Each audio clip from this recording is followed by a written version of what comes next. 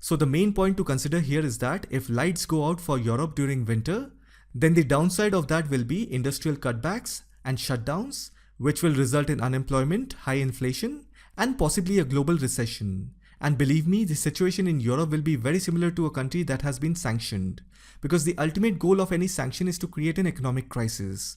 And whenever there is an economic crisis, you can see it in history and you can also see it anywhere in the world. There has been regime change.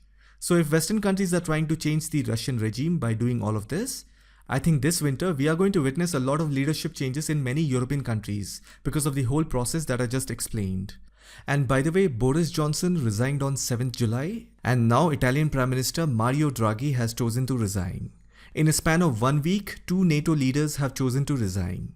And in both the cases, their coalition government withdrew support. Plus, a major reason behind their resignation is increase in their country's cost of living due to Russia-Ukraine war. And you shouldn't be surprised if the next leader will be the French president or the German chancellor. After all, who all are supplying weapons to Ukraine on American government's order? Here is a list of countries supplying weapons to Ukraine. If you see, NATO is turning out to be the most damaging partnership for Europe and also for the rest of the world. European countries should start thinking about their own country first rather than collectively heading towards disaster. Zelensky has sold his country to United States, and the US has been using Ukraine for several years to create tensions with Russia. And now Zelensky is using his own people as shield to protect himself. Every day, thousands of Ukrainians are dying just because he refuses to give up his job. And everyone knows that Zelensky is being paid heavily. And if you remember, he even made illegal for Ukrainian men to leave the country together with their families, and they must stay in Ukraine to die for Zelensky. And then the Western propaganda is making people think that Zelensky is a hero. What Ukrainians, I mean sensible Ukrainians, should do is ask Zelensky to stop or remove him.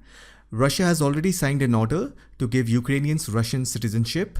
Go for it, save your culture, enjoy your life, earn whatever you want to. The world economy is soon going to shift eastward. The Western charm is going to slowly fade away. And then now Ukraine is more concerned about legalizing same-sex marriage in the middle of war. Really? Just look at the level of wokeness. More than survival, they are more concerned about these stuffs. So you see, this is the kind of things that is happening. Anyhow, in the coming weeks, we are going to witness a lot of leadership changes in many European countries. Winter is coming.